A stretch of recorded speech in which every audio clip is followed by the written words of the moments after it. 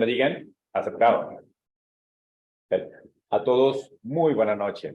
Es un honor estar con ustedes el día de hoy, en esta tu casa, con un tema muy complicado, que son los tumores. Hoy es una reunión multidisciplinaria, la que nos ayudará a conocer mejor los tumores, su evolución y, por supuesto, cómo abordarlos. Tendremos la suerte de que nuestra anfitriona será la doctora Carla. Quedamos en sus manos, nos guiará en esta noche. A todos, bienvenidos. Muchas gracias a todos, gracias por asistir de manera virtual y presencial. Voy a presentar primero a los participantes. Les recuerdo que tienen 15 minutos para sus pláticas y después vamos a tener un tiempo de preguntas. Yo les voy a indicar si es que se pasaron del tiempo de la... Como primer ponente tenemos al doctor Adrián García Suárez, que es egresado de la UMAE Victoria de la Fuente Narváez, en cirugía de columna. Posteriormente hizo una estancia en Francia de 2 años, una en Alemania. Actualmente es adscrito al Hospital UMAE Victoria de la Fuente Narváez.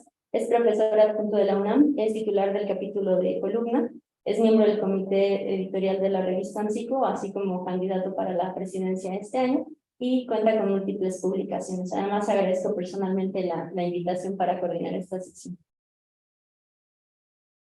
Nuestro siguiente ponente es neurocirujano, es el doctor Marcos Isaí Vélez Santillán. Él es cirujano general del Hospital de Tamaulipas, es neurocirujano por el Hospital 1 de Octubre del ISSSTE.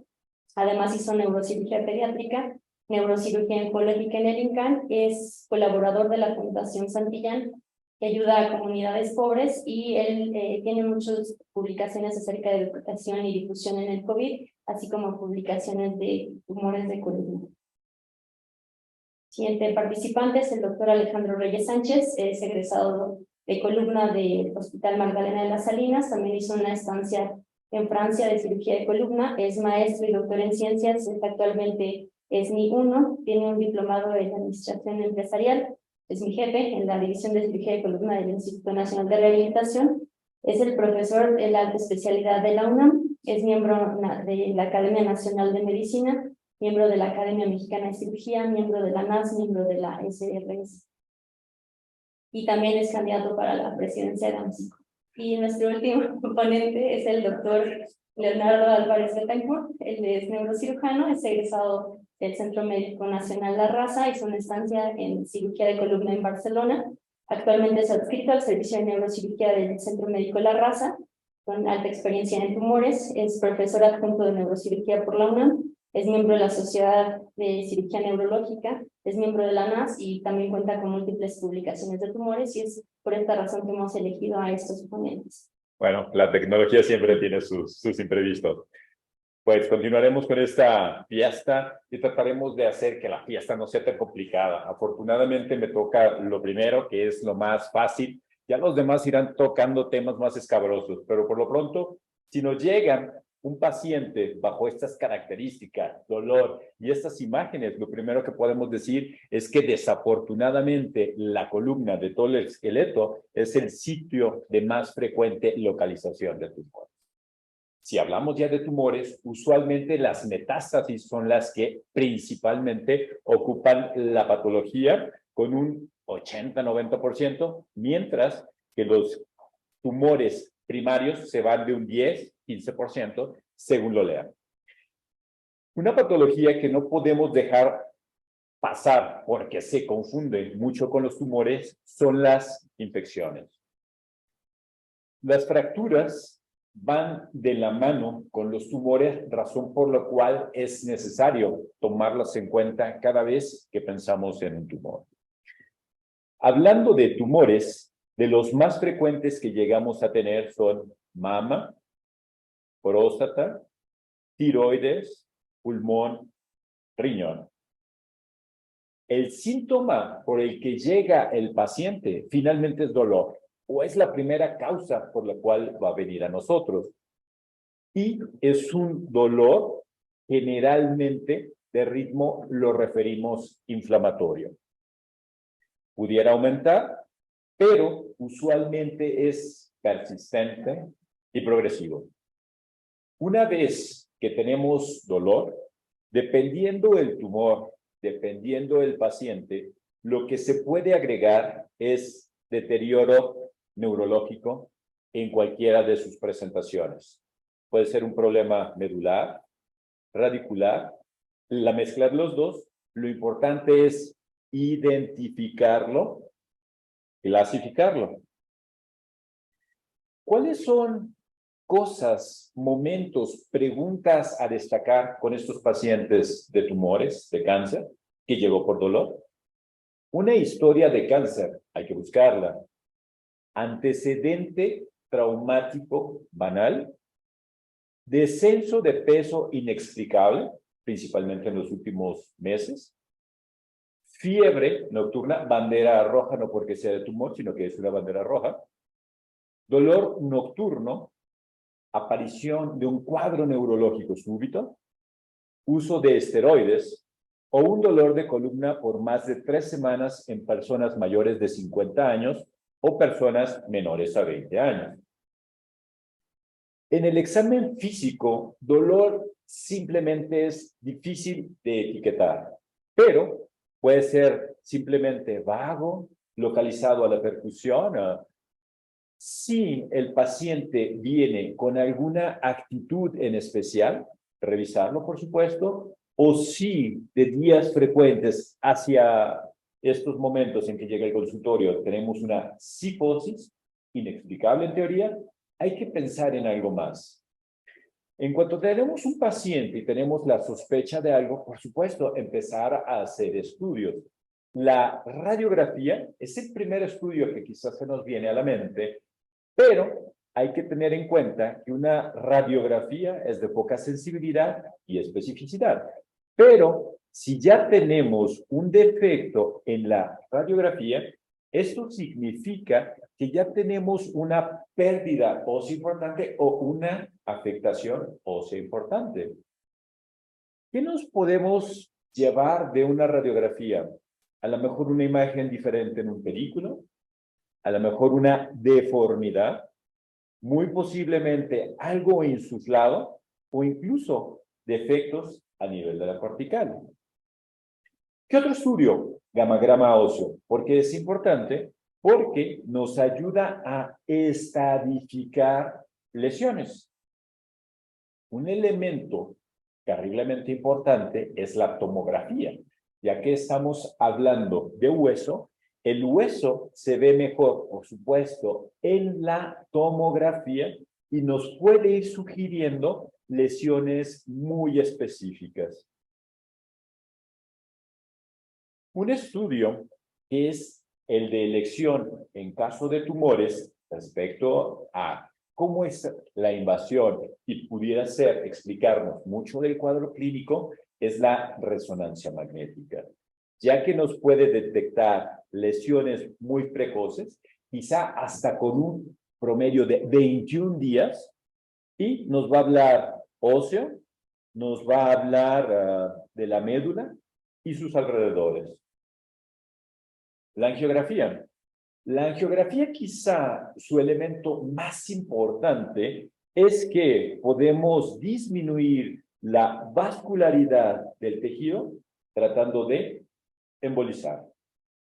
Con el advenimiento de los recursos tecnológicos tenemos un PET scan que une una tomografía con una scintigrafía ósea, gammagrama óseo, y nos puede permitir, aquí no se alcanza a ver por la fotografía, pero zonas de hipercaptación a nivel de hueso.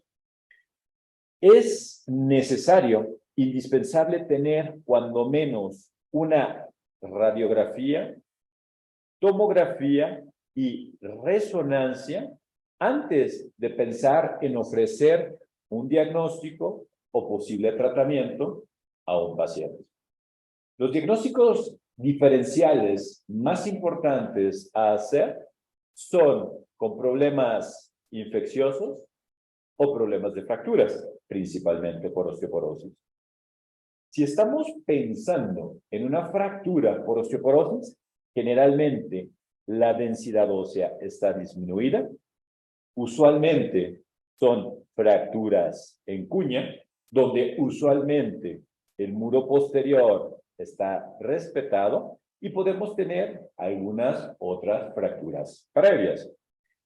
En una tomografía vamos a corroborar los hallazgos que teníamos previamente de la fractura con quizá algún componente propio de cada fractura que vamos teniendo. No sin dejar de mencionar que a los lados de la fractura prácticamente no tenemos involucro de partes blandas. La resonancia magnética, que es clave, si estamos hablando de fracturas, prácticamente tendríamos las mismas imágenes que en un tumor, pero en una supresión grasa en un T2 nos va a quedar el edema con lo que pudiéramos sospechar más hacia una fractura. Lo corroboramos o nos acompañamos de la ausencia de lesión en la cortical posterior.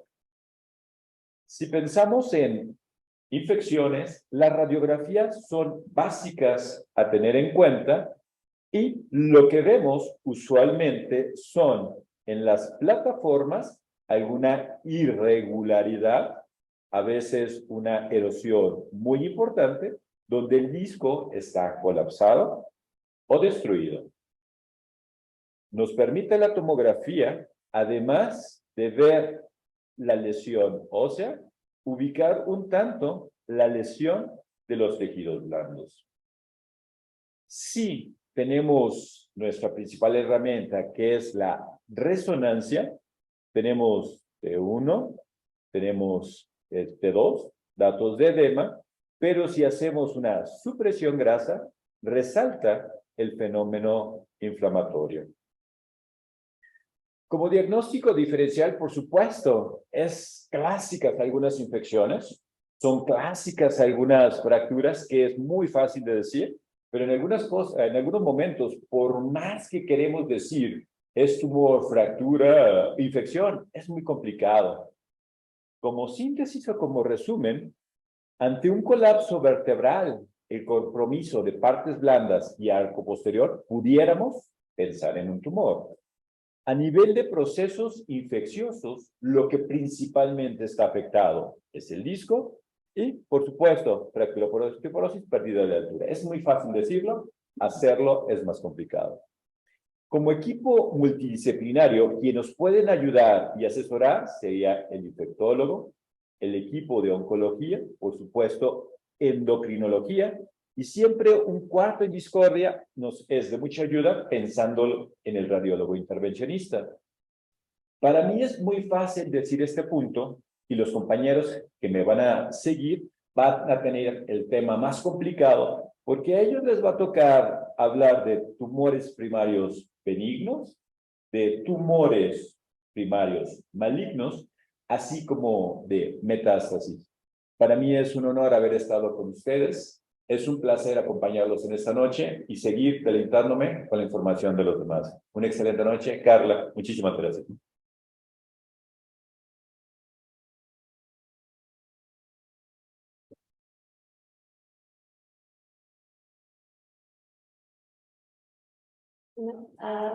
A continuación vamos a tocar el tema abordaje de las metástasis vertebrales con el doctor Alejandro Reyes Sánchez.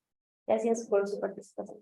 Gracias por la invitación al Colegio Mexicano de Ortopedia, al doctor Adrián García como coordinador del Comité de Columna Vertebral, a la doctora Carla García como coordinadora de este simposio, el doctor Luis Miguel Rosales a mi derecha, es el jefe del servicio, la doctora Carla García, que es la coordinadora de enseñanza e investigación de la División de Cirugía de Columna, el doctor Armando Alpizar, que es neurocirujano de inicio y ahora cirujano de columna vertebral, y promotor de algo que está haciendo en Latinoamérica, de algo que no me gusta la definición, pero así lo ha llamado él, los servicios híbridos, en donde están neurocirugía y ortopedia trabajando en conjunto con el concepto de cirugía de columna vertebral, y el doctor Barón Zárate y el doctor Omar Esteves, de reciente adquisición para nosotros, son los ortopedistas que trabajan como cirujanos adscritos de columna vertebral en el servicio. Me pidieron que hablara del abordaje diagnóstico de las metástasis, y nosotros siempre hablamos, cuando hablamos de tumores, del síndrome de destrucción vertebral. Es el contenido de la plática, generalidades, antecedentes, hablar un poco de las metástasis, la estadificación de las mismas, un caso clínico que siempre informa acerca de lo que acabamos de decir, el algoritmo rápido de cómo lo hacemos, y la conclusión que tenemos para esta plática.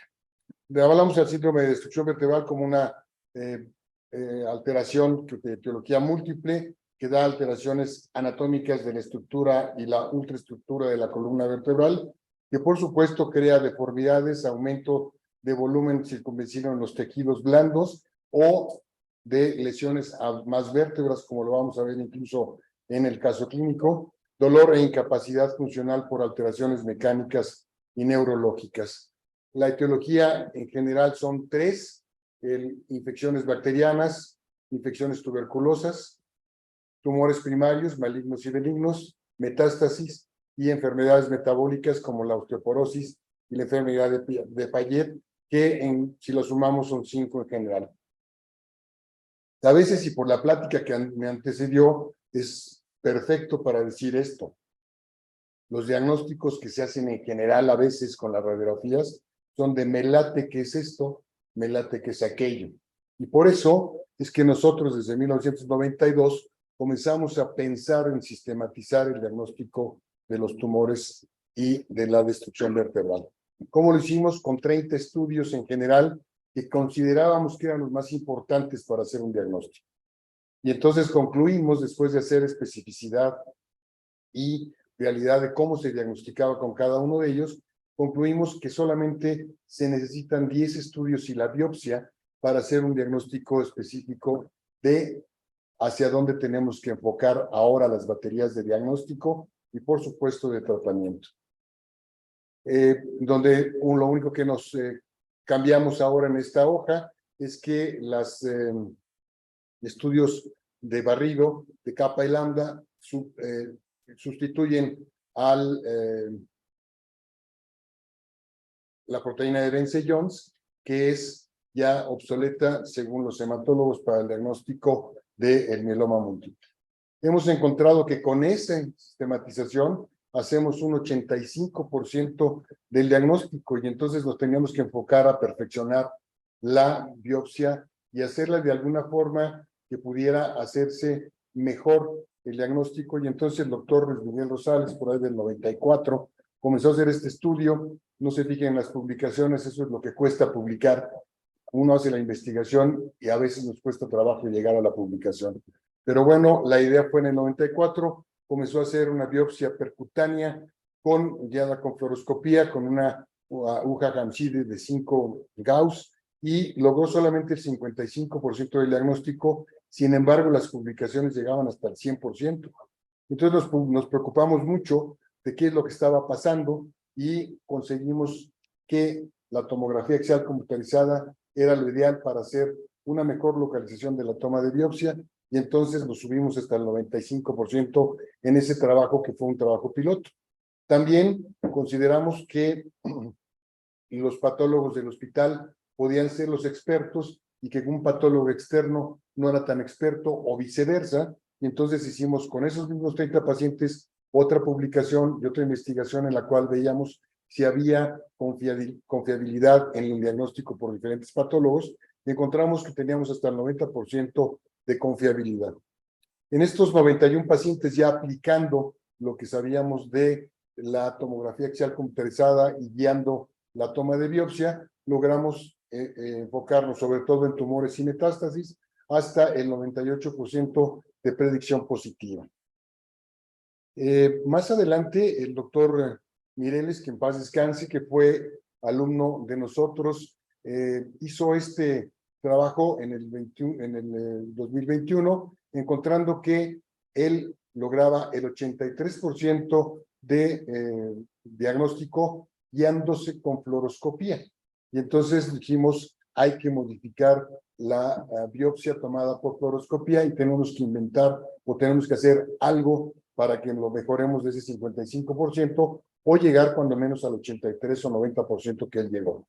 Y entonces hemos ido perfeccionando, y sobre todo los residentes se han vuelto expertos en tomar las biopsias, las toman con fluoroscopía, pero se están orientando en la zona mejor hipercaptante o la más hipercaptante, y entonces toman la biopsia de las zonas donde están hipercaptando la gammagrafía. Y vean cómo son a veces de precisos, que en esta toma que están viendo aquí, toman la parte del disco, la parte del cuerpo más o menos sano y el tumor perfectamente demostrado en donde está más tomado. Entonces esto nos da la posibilidad de llegar hasta el 97% de posibilidades según los datos que tenemos que ya están por reportarse. ¿Cuál es la posibilidad y lo que estamos haciendo? Es un paciente que llega con una destrucción vertebral, se llena una hoja de protocolización de la situación, se solicitan todos estos exámenes, se establece un diagnóstico de probabilidad y entonces con ese diagnóstico de probabilidad se hace la biopsia y se toma un diagnóstico más definitivo hacia infección, hacia neoplasia o hacia una enfermedad metabólica y entonces sí se aplican todos los estudios que se requieren para hacer un diagnóstico específico. Y bueno, hemos trascendido incluso a que ahora en Guadalajara el doctor Jiménez Ávila hizo una publicación un poco criticado por nosotros, como si él hubiera sido el inventor del síndrome de destrucción vertebral, pero hizo un algoritmo muy bueno que les recomiendo que lean el artículo. Y nosotros lo que vamos a hablar es hacia la actividad tumoral, sobre todo la metástasis. Y hablando de las metástasis, hemos encontrado por qué duelen tanto las metástasis. Y lo que pasa es que las citoquinas están involucradas en el desarrollo, hay un dolor severo por esto, hay una morbilidad significativa y incluyen las fracturas, no solamente es la causa del dolor, sino la inflamación que está rodeando previamente ya este hueso que está afectado, y por eso es que es necesario no solamente tratar con corsets o con medicamentos a estos pacientes cuando tienen dolor, porque tenemos que combatir esta inflamación que existe combinada con el tumor. Como ya lo mencionó el doctor García, es más frecuente la metástasis en tumor de mama, próstata, pulmón, riñón, vejiga urinaria,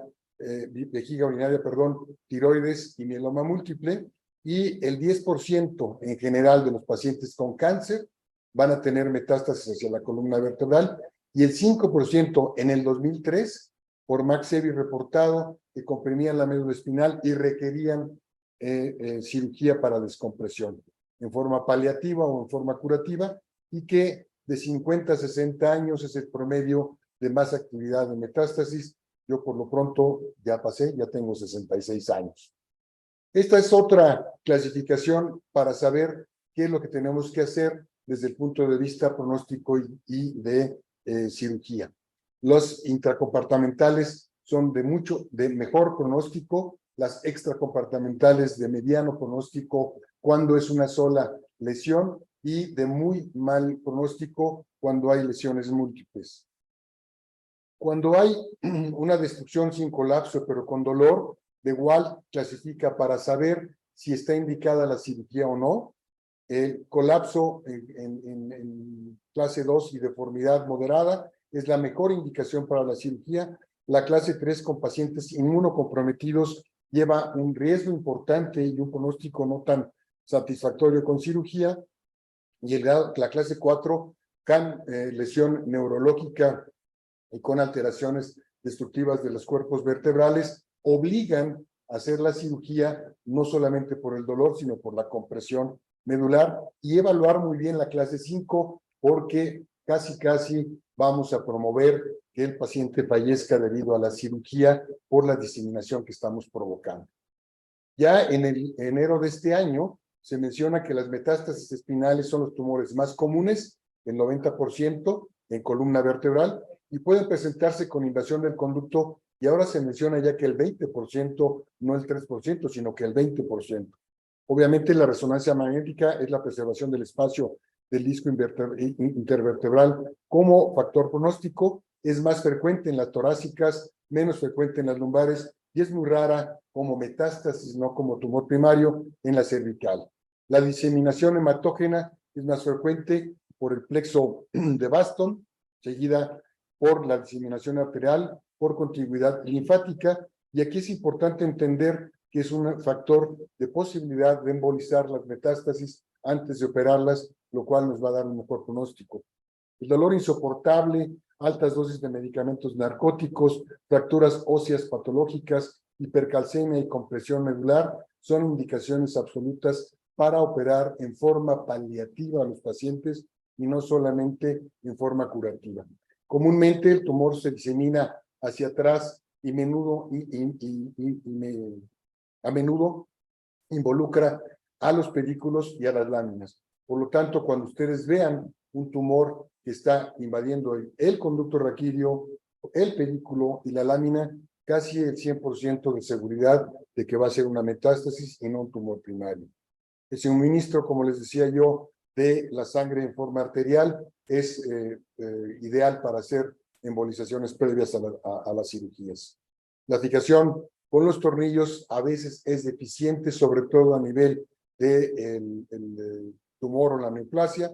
Las principales complicaciones de las metástasis espinales incluyen fractura, lesiones de la médula espinal, sangrado abundante que a veces no se puede controlar, resistencia al tratamiento, recidiva tumoral e infecciones secundarias en el estado inmunodeprimido de los pacientes.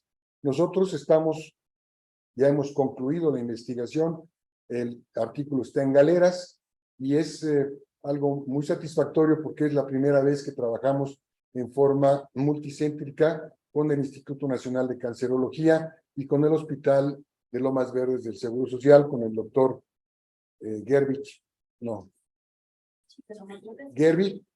Reyes y Hugo Vilchis de Lomas Verdes, y lo que hemos encontrado rápidamente, no se puede decir mucho porque está en Galeras y tiene una secrecía que guardar, pero podemos mencionar que el 56.7% es en hombres de edad promedio desde 58 años, lo cual corresponde exactamente a la literatura, y nuevamente mama, próstata, mieloma múltiple y pulmón ocupan el 53% del total de los tumores, con esta presencia de torácica, lumbar, toracolumbar, cervical, y cuando dice otros suena raro, lo que pasa es que son tumores en varias vértebras, y es más frecuente en nuestra estadística varias vértebras que una sola vértebra. El incremento del número de pacientes con cáncer y de las opciones terapéuticas es una de las pago y tributo hacia la naturaleza por estar viviendo más. Mortalidad ha disminuido y la tasa de la supervivencia a 5 años se llega ya al 70%. La frecuencia es más aumentada de metástasis en la columna vertebral por los tumores primarios que se están dando. El principal sitio, vuelvo a repetir, es torácico y se debe valorar la estabilidad, la descompresión, la radioterapia y la quimioterapia en el tratamiento. Aprobado en este artículo se menciona, en este artículo que es importante mencionar, que está aprobado por el Centro Médico Samsung en Corea, hay análisis retrospectivo, es un análisis retrospectivo con estas características, y lo que se concluye es que hay un aumento de la supervivencia de los pacientes sin incremento de la supervivencia en metástasis colorectales, hepatocelular y próstata, pero sí en pulmón, riñón y mama. El tumor primario es relación directa con la supervivencia, y cuando hay un tumor que está invadiendo toda la zona, es importante mencionar que es a veces mejor hacer cirugía paliativa que curativa. Tenemos la estadificación vertebral del hospital italiano Morgani y Henkin. Menciona esta forma de reloj de arena para poder hacerlo. Cuando es un tumor primario con estas características se puede mencionar así, y con la M estamos mencionando que hay una metástasis con estas características, habitualmente del arco neural y del cuerpo vertebral. Voy a tomar 2 minutos más, doctora Carla García, perdón. Es un caso clínico, 35 años de edad, con estas características de antecedentes.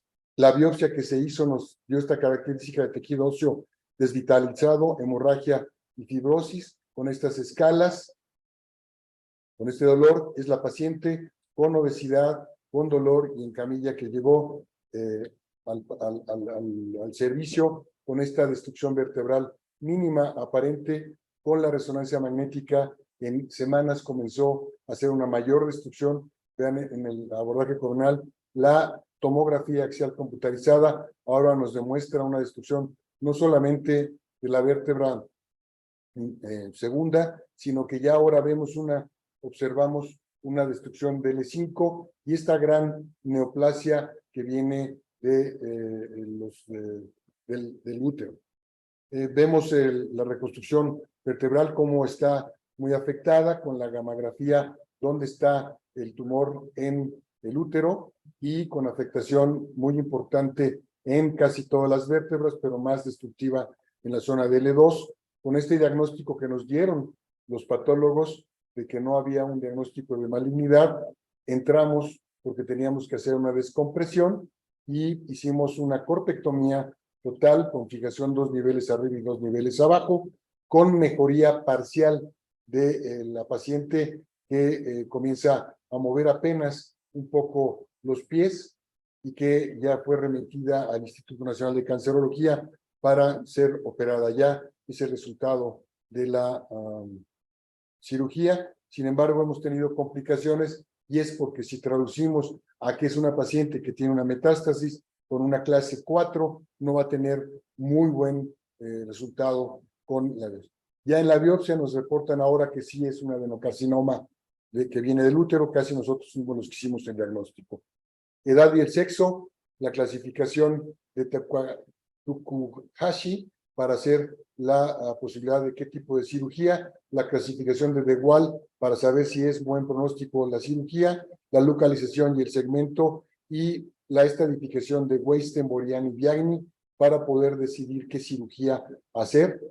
Y como conclusión, siempre pensar en 3 posibilidades diagnósticas: infección, tumor y enfermedad metabólica. Aplicar siempre el protocolo, por más evidente que parezca que sea. Olvídense del melate, apliquen una sistematización y una protocolización del estudio en los pacientes.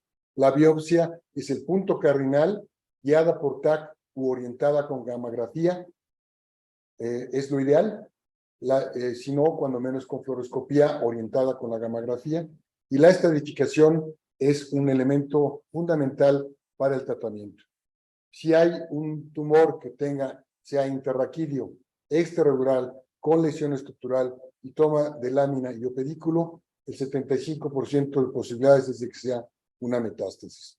Hay que recordar que la columna nunca olvida, por eso respetar los protocolos en su diagnóstico es vital, y recordar que lo cortés no quita que sea yo casi el vicepresidente del ANSICO. Gracias. Hola, muy buenas noches. Antes que nada, agradezco mucho la distinción que me otorgan el día de hoy al invitarme con ustedes. Pues teniendo un tiempo breve, como me pidió la doctora Carlita, lo hice lo más resumido posible. Entonces, soy el doctor Marcos Isaí Vélez Santillán, residente de alta especialidad de neurocirugía oncológica en el Instituto Nacional de Cancerología. Las perlas, ¿cómo lo manejo? ¿Cómo se va a ir esta charla? En la planificación prequirúrgica, quirúrgica y posquirúrgica. Entonces, la planificación preoperatoria es, número 1, tomar en cuenta cuál es el reto que tenemos enfrente. Es decir, qué tipo de paciente tenemos, qué tipo de lesión tenemos, en cuál estamos pensando, qué primario es. ¿Cuáles son los objetivos de la cirugía? ¿Vas a tomar una biopsia o vas a hacer resección de lesión? ¿Qué le ofreces al paciente en caso de operarlo? ¿Le vas a dar qué pronóstico? Y si es que existen otras alternativas terapéuticas. Es decir, lo que maneja el consentimiento informado, porque mientras más claridad se tenga con los pacientes y más claro tengas tú qué intervención vas a realizar, mejor se es más honesto con el paciente y mejor respuesta se tiene de retroalimentación con el mismo. También hay que tomar en cuenta los recursos materiales necesarios para la cirugía, es decir, intensificador, electrofisiología transoperatoria, etcétera. Recursos humanos necesarios, como por ejemplo cuántos ayudantes necesitas, las necesidades básicamente para la cirugía, instrumentación, etcétera. Lo más adecuado es planificar todo esto, y algún profesor mío alguna vez me dijo que hacerse el valiente y tratar de hacer milagros con lo poquito que se tenga es a veces contraproducente, y es mejor hacer las cosas con lo necesario, es decir, lo mejor posible. También hay que tomar en cuenta las complicaciones derivadas del procedimiento que le planteas hacer a un paciente. Entonces, acá tenemos muy brevemente, presentaré algunos videos. Este caso en particular nos llega esta paciente, bueno, este caso, este paciente, y observamos esta imagen en sacro. Entonces, desde que observamos la imagen, sabemos el pronóstico aproximado que va a tener en caso de operarse este paciente. Entonces, lo que sigue sería plantearnos, ¿se podría operar? ¿Merece la pena operarse por el riesgo-beneficio? Resulta que la paciente tiene 21 años de edad, no digesta y que funcionalmente está prácticamente íntegra, solo tiene un síndrome de cauda-equina. Y pues tenemos la responsabilidad de más o menos de operarla, pero siempre planteándole, como decíamos, el panorama general que se viene y las secuelas que podrían quedar y lo esperado de la cirugía. Este es un tumor de células gigantes de sacro. Entonces, la planificación transoperatoria ya en este ámbito es estar preparado para lo que se te vas a encontrar en la cirugía. Debes saber resolver, debes tomar decisiones y estar atento a la cirugía. ¿A qué me refiero con estar atento? Muchas veces, disculpe, doctora. Cuando estamos en el posoperatorio inmediato, el paciente llega a presentar algún déficit que no tenía, llega a presentarse alguna situación que no se había presentado, y entonces, si tú estuviste atento a la cirugía, tú sabes, hice esto, puse aquí el tornillo, esto no puede ser, pero si francamente tú tuviste descuidos, pues pueden llegarse a presentar situaciones que tú no advertiste. Y pues otra situación muy importante es tener el equipo y herramientas transoperatorias necesarias, monitorización transoperatoria, un adecuado arco en C, un ayudante con el arco en C, porque andar haciendo malabares entre estoy operando, muevo el arco en C, no es muy recomendable, la verdad. Hay estudios reportados de que esto aumenta la incidencia de iatrogenias. Otro caso, 64 años, un cáncer epidermoide y con una afección cervical, C5, C6. Se hizo una VAC primeramente, diagnosticándose un schwannoma común. Entonces, este paciente entra a quirófano con pues no un déficit no tan marcado, por eso fue un candidato para cirugía. Entonces, se presenta esta lesión por resonancia en los distintos cortes. Se inicia un protocolo de abordaje cervical anterior y exploración de plexo braquial. La cirugía planeada es una corpectomía, colocación de malla, prótesis con placa cervical anterior y pues se logran los objetivos quirúrgicos. El paciente posterior a esto se logra resecar una lesión de 5 por 6 por 7 en cuerpo de C5, foramen y conducto raquídeo. Después de esto el paciente tuvo una recuperación esperada por la edad tórpida, pero adecuada. Entonces, un sangrado de 250 y sin complicaciones lo podemos egresar en 48 horas. La resolución postoperatoria es básicamente lo más importante de un quirúrgico, es decir, darle seguimiento y resolver las secuelas de tus cirugías. El mejor quirúrgico no es el más rápido, sino el que resuelve mejor sus complicaciones. Entonces, les presento otro caso. Margarita, 67 años de edad, tiene un CA de mama. CA de mama es uno de los tumores más a tomar en cuenta. Tiene receptores de progestágeno, tiene receptores estrogénicos, HER2 negativo, entonces podemos sospechar y tiene un KI67 mayor, bueno, de 5%, entonces podemos sospechar de un luminal A. Entonces, este paciente pues tiene una primera línea oncológica fallida, entra a una segunda línea oncológica terapéutica, le dieron RT y, sin embargo, se presenta esta lesión. El nivel es T11. Entonces, tiene una lesión a nivel de T11, donde, pues, como bien observó el doctor Reyes, tiene una infiltración a cuerpo, pedículo, básicamente todo, y irrupción de canal, es muy probable que sea METS. Entonces, este caso lo pongo por lo siguiente, se resuelve quirúrgicamente, lo abordamos por vía posterior, un abordaje transfericular derecho con vertebrocementoplastia y resección de la lesión, así como cirugía de separación.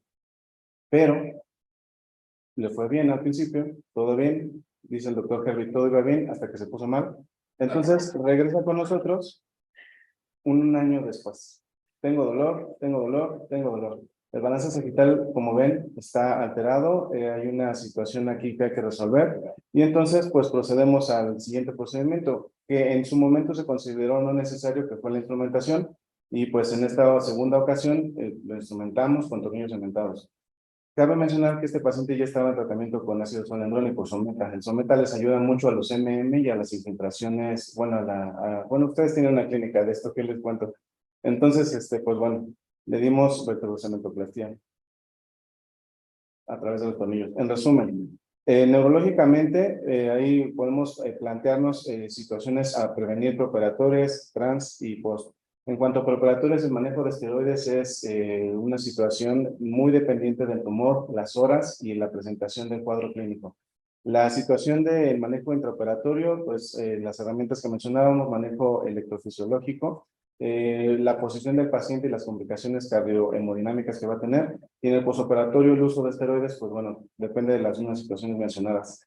La herida, está bien documentada la profilaxis antibiótica, ya está muy descrita en la literatura y en la ITSA, cuál debes usar. En cuanto a la planeación quirúrgica, el cierre, el uso de colgajos, el uso de drenajes, y en caso de haber fístula, tener mucho cuidado con los drenajes porque perpetúan o aumentan fístulas de LCR en caso de daño dural. Hablando de fístulas, pues se prefiere la reparación inmediata en caso de verse, en caso de ser inadvertida y haber dudas, pues sí, usar uso de lo que podamos, músculo, Duragen, Duracil, etcétera. En caso de lesiones vasculares, pues bueno, varias cosas se pueden hacer: embolismo, embolización transoperatoria, cirugía vascular. El doctor Herbig llega a hacer embolizaciones con Telfam, así se hacían antes, transoperatorias, pero son contados los casos. En cuanto a lesiones viscerales, que bueno, pues no es algo infrecuente, la mejor forma de prevenirlo es una adecuada retracción, y en caso de haberlas o presentarse, pues la reparación inmediata y idealmente por un cirujano general. Y pues bueno, si hay alguna falla en la técnica, pues bueno, tratar de resolverla lo mejor posible, ¿no? En cuanto al posoperatorio, pues estar lo más cercano al paciente para detectar las secuelas lo más pronto posible. Como conclusiones, es necesario estudiar adecuadamente a los pacientes. Es el tumor, el paciente, la clínica, el estudio, todo es una cosa que se debe estudiar en su totalidad. El tumor te va a dar la pauta de qué hacer. No es lo mismo la actuación ante un mieloma, ante un schwannoma, ante un linfoma, ante un meningioma, etcétera. Entonces, pues bueno, la cirugía radical, un R0, es dependiente también de la resección y pues de la estirpe tumoral. Como decíamos, el sarcoma, y hay algunos tumores que de antemano sabemos que para el paciente le proveen un mal pronóstico, también el nivel. Aquí estamos en el laboratorio con el maestro Herbig planeando. Este es justo el caso del sacro que les comentaba y les presentaba. Entonces, pues bueno, hay que ser razonables en cuanto a la terapéutica que se le va a ofrecer a nuestros pacientes al respecto. Y pues muchas gracias. Bueno, tenemos que los tumores metastásicos espinales aparecen en el 30% de la población diagnosticada con cáncer, y de esta solamente el 10% va a tener alguna manifestación clínica. Los tumores primarios que con mayor frecuencia dan metástasis óseas son el cáncer de mama, el cáncer de pulmón, principalmente de células pequeñas, el carcinoma prostático, el carcinoma renal, el cáncer de tiroides principalmente. Sin embargo, en nuestro medio, además de los anteriores, de los más comunes debido a la proximidad con un gran centro de concentración de problemas hematológicos, precisamente son tumores de origen hematológico. El hueso es el tercer sitio más común de metástasis después del hígado y de los pulmones, y 2/3 de esta variante, de estos implantes, de estas metástasis, se van a localizar precisamente en la columna vertebral. Es el objeto de nuestro estudio. Del 10 al 20% de estos pacientes van a tener, solamente el 10 al 20%, que es una proporción relativamente pequeña, van a dar alguna manifestación neurológica, principalmente por compresión medular, raquídea o ambas. Los tumores se van a diseminar principalmente hacia la columna vertebral por vía hematológica, aprovechando un relativamente lento flujo arterial o venoso en el interior de los cuerpos vertebrales, aunque también en los elementos posteriores, vía arterial o a través del plexo venoso de Batson. Por extensión directa, en tratándose de tumores de origen pulmonar, prostático y vejiga, principalmente renal.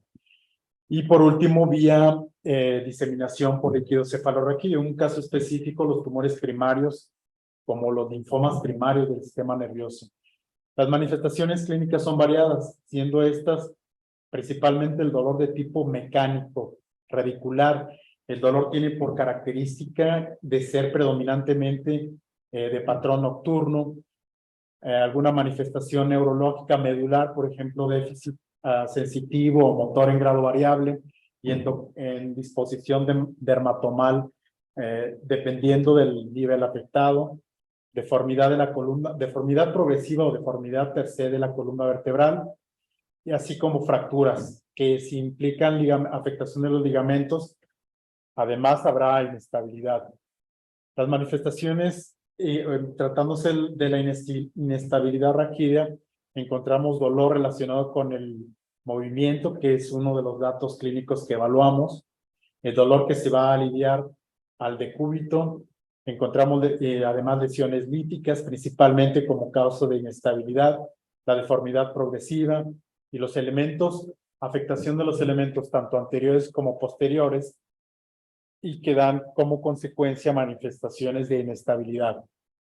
El diagnóstico, así brevemente, principalmente, pues, clínicamente encontramos en la anamnesis un dolor de tipo como el que ya se mencionó, de algún predominio horario, la exploración física en la cual encontramos algún grado variable de compresión radicular, medular o ambos, así como también nos pueden orientar para tumores metastásicos de raquis, factores de riesgo, por ejemplo, el síndrome de inmunodeficiencia adquirida o el VIH, principalmente para linfomas y, por ejemplo, en población que está expuesta a emanaciones radioactivas, principalmente. De lo más básico para el diagnóstico encontramos la radiografía simple, ya se había explicado anteriormente, encontramos datos que nos van a orientar a la deformidad o a la inestabilidad, la tomografía computarizada, la resonancia magnética, que sigue siendo considerada como un estándar de oro, principalmente para determinar el grado de compresión del sistema nervioso central o periférico. Además de otros, por ejemplo, el PET-CT que ya se mencionó anteriormente y el gamagrama óseo. Respecto al tratamiento, pues obviamente aquí es importante mencionar que se tiene que tomar en cuenta varios factores. Antes que esto, abordar lo que hacemos, recalcar que se trata de una patología, de una enfermedad en un paciente con una enfermedad sistémica. De ninguna manera compete exclusivamente a nuestro quehacer. En ella intervienen hematólogos, oncólogos, radioterapeutas, rehabilitadores, psicólogos, tanatólogos, no sé, infectólogos, tratándose de sospecha de. Entonces, es una enfermedad que de ninguna manera puede abordarse como algo local o algo in situ. Si se trata de una lesión metastásica, hacemos lo que nos compete, por supuesto, pero dentro de un entorno que engloba todas las especialidades, principalmente las que mencioné. Y además, en un paciente con una patología maligna, es decir, alguien que ya tiene de por sí un pronóstico para la vida determinado en base al diagnóstico inicial, al primario. Entonces, el paciente, en el tratamiento de esto se debe de individualizar y se deben de tomar en cuenta varios factores, encaminados ya a nuestro quehacer, el tratamiento quirúrgico, que es si hay o no estabilidad ósea, si hay o no compresión, estructura nerviosa, radicular, medular, ambas, qué tan radiosensible es este tumor, qué tan intenso es este tumor. El dolor es un parámetro que se debe de tomar en cuenta independientemente del estado en el cual se encuentran las personas, y después voy a explicar por qué. Así como el pronóstico, tomando en cuenta que se trata de una lesión, es una manifestación raquídea, pero de una enfermedad sistémica. Ya se había mencionado la clasificación de Tomita. El autor orienta hacia qué tipo de procedimiento podemos o deberíamos hacer en base a factores pronósticos, principalmente el origen, cuál es el tumor primario y qué tipo de crecimiento, qué tipo de desarrollo tiene este. Si es de lento crecimiento, por ejemplo, algunos cánceres de mama, cáncer de próstata, de tiroides, tumor de crecimiento moderado o de rápido crecimiento, como los carcinomas de origen renal, por ejemplo, ¿no? Si existen o no metástasis viscerales y qué tan tratables son las metástasis que ya tiene el paciente. A todos se les da una graduación. Las lesiones a nivel óseo, si tiene o no más metástasis, y estas son solitarias o si son múltiples, de tal manera que cada uno de estos factores agregan puntos para clasificar de acuerdo a qué tipo orienta el autor, qué tipo de procedimiento deberíamos hacer. Una resección marginal, una resección radical ampliada, algo paliativo o bien cuidados paliativos, todo en base a estos criterios. Se habían mencionado los criterios quirúrgicos de resecabilidad anteriormente, brevemente, y son intracompartamentales, obviamente son de mejor pronóstico, extracompartamentales o múltiples, del 1 al 7. El 1 es el de mejor pronóstico, pero dependerá, por supuesto, de otros factores, como los que menciona el autor Tomita. En la escala de Tokuhashi nos orienta, dentro de otras cosas, solamente es una orientación, mi punto de vista puede coincidir o diferir de acuerdo a cada caso. En la escala de Tokuhashi son 6 factores, entre ellos, por ejemplo, toma en cuenta la escala de Karnofsky, el número de lesiones viscerales, tasas de lesión a vísceras, lesiones óseas, si existe fractura o no, qué tanto grado existe de las fracturas en el cuerpo vertebral o de los elementos posteriores, entre otras. De tal manera que de acuerdo al score, al grado el número de puntos, él de manera muy sencilla, pragmática, dice que si es del 0 al 8, por ejemplo, la sobrevida es inferior a 6 meses. De 9 a 11 es de 6 a 12 meses. Y más entre 12 y 15, la sobrevida será superior a 15 meses. Insisto, cada caso debe de individualizarse. En mi experiencia es algo que orienta, pero de ninguna manera es algo definitivo. Esto también orienta de acuerdo a qué tanta inestabilidad pudiera existir en la columna o afectada por lesiones de tipo neoplásico.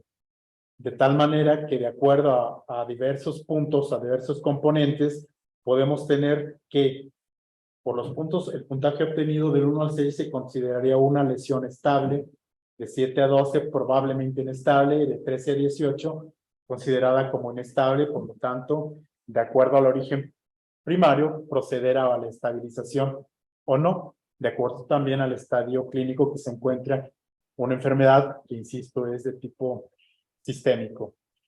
Y aquí el autor pues da algunas referencias, por ejemplo, la localización, si es en las uniones cervicotorácicas, toracolumbares, en fin, si es un segmento móvil, semirrígido o rígido, si hay dolor mecánico o no, o si está libre, sí o no, si es una lesión lítica, blástica o mixta, de acuerdo al origen, si existe o no alineación en las radiografías simples, si existe o no colapso y qué tan afectado está el cuerpo vertebral o el colapso vertebral, si existe o no compromiso posterolateral de la vértebra, en fin. Entonces, de acuerdo a estos, nos orienta también a qué tan inestable está el raquis. Los objetivos del tratamiento son muy claros, es compresión medular, la resección total o bien obtener una biopsia, como ya se había mencionado anteriormente, la estabilidad y la reconstrucción de la columna vertebral. Nosotros recibimos los pacientes en un promedio entre 2 a 14 semanas. 14 semanas es demasiado tiempo para una enfermedad maligna. Encontramos así tumores que son radiosensibles, linfoma, mieloma múltiple, plasmocitoma y carcinoma de células pequeñas. Independientemente de que si son o no radiosensibles, obviamente tenemos que aplicar los criterios quirúrgicos. Y de estos, dentro de estos, ¿qué le vamos a hacer? ¿Qué le vamos a ofrecer a los pacientes? Voy a presentar brevemente algunos casos. Este es un hombre de 28 años de edad con un síndrome medular completo que afecta las vértebras 4, 5 y 6. En la primera imagen encontramos la médula con una compresión dorsal a ventral, y en la otra imagen, bueno, está el recuadro, pero se ve la extensión paravertebral hacia el lado izquierdo. En este caso encontramos una lesión de células isquiositarias. Tomado el microscopio que utilizamos, es el mismo caso, encontramos Bueno, en el anterior se veía la resección del tumor indurado, transoperatorio nos dan el diagnóstico. En este vemos cómo se completa la hemostasia, vemos el saco dural, obviamente la médula completamente liberada. Yo le llamo que la médula respira, de tener una compresión severa, se veía en la resonancia. La médula se libera y finalmente obtenemos el diagnóstico y obtenemos descompresión de esos sitios. Nuestro punto de vista difiere un poco, porque cualquiera diría, bueno, hazle biopsia y manda la hematología. No, es un hombre de 28 años en el cual tenemos que brindarle la descompresión medular para ahorrar tiempo y hacemos una laminoplastia de tal manera que si el hueso, la estructura de la columna vertebral no es el problema, pues se tiene que reconstruir y quedar estable. Este es otro caso. Es un caso el cual estamos siguiendo, tratamiento conservador en la consulta externa. Es una mujer de 23 años con diagnóstico de cáncer de mama en estadio 4, con actividad tumoral. Aparentemente está, ¿cómo se dice? Detenido en stand-by, pulmón y óseo. De hecho, llegó con nosotros porque además tenía una lesión metastásica a nivel parieto occipital. Se le empezó a dar tratamiento a cargo de los oncólogos del hospital y radioterapia. Entonces, les enviaba con nosotros porque además presenta, no sé si se vea claramente la imagen, pero encontramos fracturas en la 6ª vértebra cervical, a nivel de la 4ª vértebra torácica, a nivel de la 9ª, ¿con cuál señora? A nivel de la 9ª vértebra torácica, que produce una severa compresión medular. Sin embargo, no hay manifestaciones neurológicas aparentemente, salvo hiperreflexia. En la otra se completa la resonancia magnética, encontrándose una fractura a nivel de T12 y a nivel de L5, además de lesiones múltiples que aparentemente no dañan la altura del cuerpo vertebral. En este caso la tenemos en observación toda vez que no ha concluido su tratamiento. Es la tomografía en la cual se observa más claramente las fracturas. El motivo por el cual nos envían es esta, en T9. En la resonancia se observaba la severa compresión medular. Sin embargo, la paciente está en tratamiento que ha respondido favorablemente.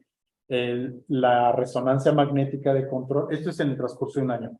En la resonancia magnética de control, la lesión metastásica a nivel parieto occipital ha cedido, incluso tiene retracción del sistema ventricular. Nosotros no entramos a la operación hasta que concluya el tratamiento. Es un caso el cual no hacer nada es lo mejor. Bueno, no hacer nada desde nuestro quehacer, por supuesto. Este es un hombre de 74 años. Vean ustedes, tiene un síndrome medular completo, dolor intenso, secundario a una lesión múltiple, catalogada por imagen como un mieloma múltiple. Vean a nivel de T6, no lo puedo señalar, y aparte cubre la imagen aquella, pero es el T6.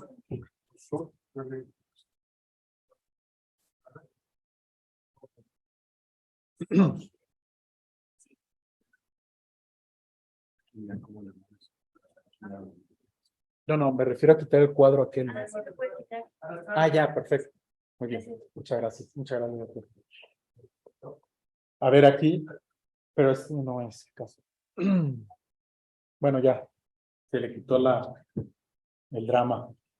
¿Ustedes harían biopsia o entrarían a descomprimir? Ya vieron la otra diapositiva, entonces ya no tiene mucho chiste. Siempre. Biopsia siempre. Perdón. Biopsia siempre. Exacto, biopsia siempre, pero ya que estás ahí, todo completo, descomprimes, tomas biopsia en días, o sea, porque lo importante es que eso te estás en un cuadro neurológico, entonces servicio completo. ¿Alguien más? Bien, las imágenes son muy sugestivas. En la primera imagen, la resonancia sagital, vemos las imágenes. De hecho, fue un paciente enviado precisamente por un síndrome medular completo. La imagen sugiere mucho, es en base a revisar obviamente todo el caso, no nada más la imagen. Sin embargo, en este caso, en la imagen del medio vemos la severa compresión medular. que tiene. Y sobre todo el dolor intenso. Este tipo de personas dice que respirar le duele. Entonces, en este caso, presumiendo el diagnóstico al lado de los hematólogos, decidimos no hacer biopsia, descomprimir, obtenemos la biopsia, fijamos, y al obtener la biopsia, descomprimir la médula, obtenemos el diagnóstico, fijamos. Se empieza la rehabilitación. En la tercera imagen se ve la resonancia de control, ya no hay compresión medular. Obtenemos la fijación porque es una fractura, el paciente puede sentarse e iniciar la rehabilitación cuanto antes, obviamente tratamiento a cargo de los hematólogos. Esta cirugía se hizo en enero y el paciente actualmente en silla de ruedas, con un diagnóstico que se intuye por imagen y se hace transoperatorio. Este es otro caso. Este es un hombre de 58 años que tiene parestesias, que progresó a un síndrome medular completo, sin embargo, muere escasamente, conserva signos de preservación sacral, y se hizo en otro hospital biopsia o cirugía. Biopsia y cirugía. ¿Alguien más? Bueno, se hizo la biopsia, tarda tanto el resultado, se hizo a principios de mayo, llega con nosotros con progresión del síndrome. Obviamente, esos detalles que son ajenos a nuestro quehacer y a lo que dictan los cánones, no deberían de modificar nuestros criterios, ¿no? Sin embargo, acude con empeoramiento del déficit, sin el diagnóstico y con la biopsia pendiente de reporte. Entonces, procedemos a hacer una descompresión posterolateral. En esta se alcanza a ver lo que queda de la médula. Mira. La médula está desplazada de posterior a anterior, de derecho a izquierdo, principalmente. Entonces es descompresión, biopsia nuevamente, o se manda el fragmento, y dado que afecta exclusivamente de un solo segmento, pues no hay datos de inestabilidad. ¿De acuerdo? En este caso, muy bien. En este caso, pues el pronóstico funcional va a depender del grado de descompresión, porque de otra manera esperaríamos el diagnóstico eterno. Insisto, esto es algo o sea, las cuestiones que son ajenas a nosotros no tienen por qué modificar nuestros criterios. Solo lo comento porque es la realidad para este caso. En este caso se descomprime y empieza la rehabilitación a la par que los hematólogos empiezan el tratamiento. Y con eso hemos demostrado que radiocirugía o quimioterapia, además de la descompresión y una rehabilitación física adecuada, pues conlleva un mejor pronóstico funcional para los pacientes en una enfermedad sistémica. Para comentar brevemente, otra modalidad terapéutica es la vertebroplastía en enfermedad metastásica, principalmente para manejo de dolor, mejora la estabilidad, disminuye la progresión local de la lesión y previene las complicaciones neurológicas, aprovechando que existen escasas contraindicaciones, pero que hay que observarlas fehacientemente para evitarlas. Estas complicaciones, si las comparamos, el uso de la vertebroplastía para lesiones por osteoporosis, las complicaciones son ciertamente más elevadas. ¿Por qué? Pues porque sencillamente el tumor maligno, la metástasis, está mucho más allá de lo que vemos en la resonancia, en cualquier estudio de imagen.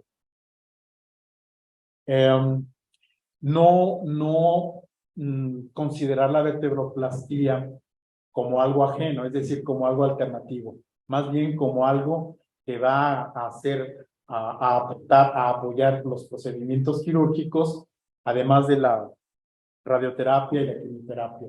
Es solo un ejemplo. ¿De acuerdo?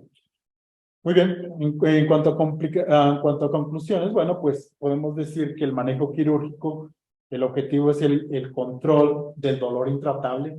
Fíjense ustedes, si observamos la escala de Tokuhashi, es decir, menos de 6 meses, pues sí, pero para alguien que tiene dolor, terrible dolor, que para respirar le duele, 6 meses es peor que toda la vida, es peor que la eternidad. Entonces, es una indicación.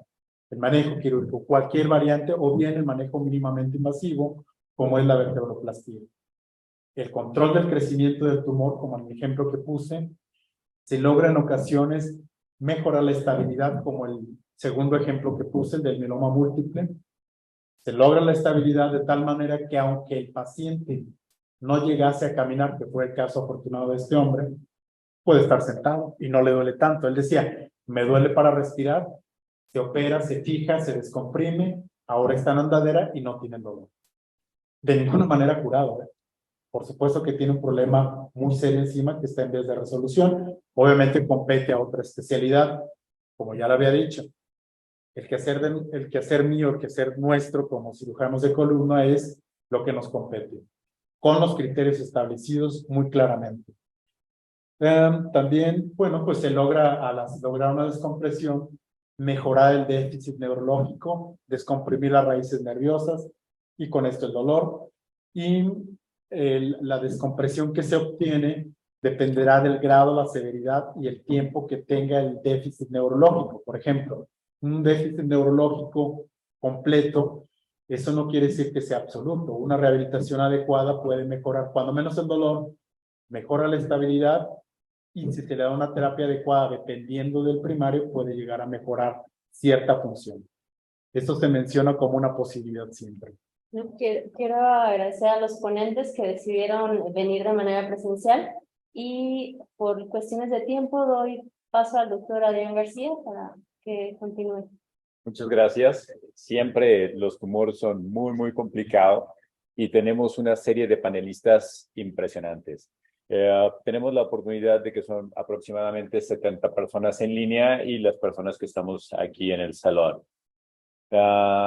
Dejarlos pasar así es difícil y la hora es terrible, pero levanten la mano los que quieran algunas preguntas. Listo, perfecto. Chicos, es un honor haber estado aquí con ustedes. La pasé súper bien, aprendí algo de tumores. Tenerlos como ponentes es excepcional, es muy agradable tener tantos conocimientos juntos. Esperemos que nos podamos reunir próximamente, muy posiblemente en AMSICO. En AMSICO hay una plataforma increíble para todos los que quieran seguir columna. Muy próximamente la competencia para AMSICO va a estar encarnizada. Hay unos, ¿qué les puedo decir? Candidatos fuera de serie, doctor Reyes Sánchez. Tenemos 2 amigos neuros muy buenos, así que los invitamos a no perderse las sesiones de columna. Que tengan una excelente noche y nos estaremos viendo pronto. Gracias a todos.